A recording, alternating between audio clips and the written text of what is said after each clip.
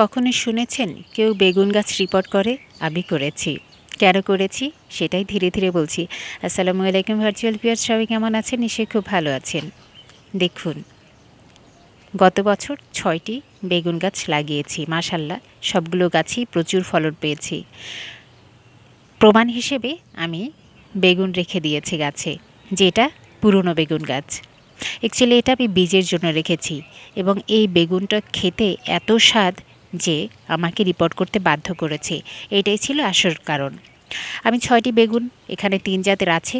গোল তাল বেগুন যেটা কালো সেইটা, তারপর হচ্ছে দেখতেই পাচ্ছেন লম্বাটে, ওইটা আরও বেশি সুন্দর। আর একটা হচ্ছে একবারে লম্বা বেগুন, বাজারে যেটা অ্যাভেলেবেল আমরা পেয়ে থাকি।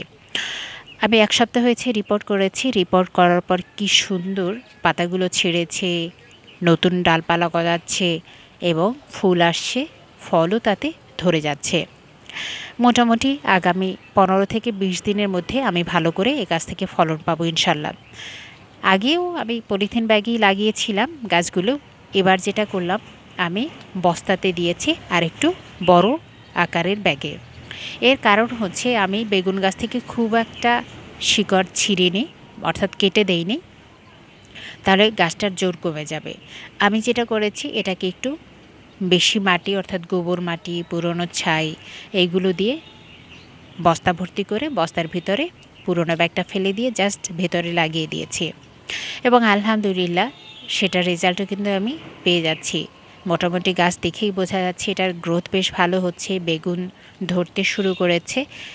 আর এই বেগুন গাছের মোটামুটি মাটিতে খাবার থাকলেই এনাফ, আর কোনো যত্নের তেমন কোনো প্রয়োজন নেই। দেখুন, আমি ডাল যে প্রুনিং করে দিয়েছি।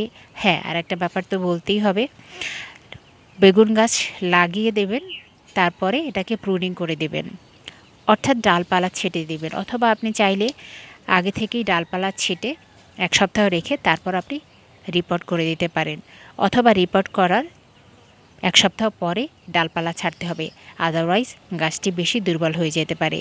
ব্যাস, দেখা যাক এখন ফলন কেমন আসে। Thank you.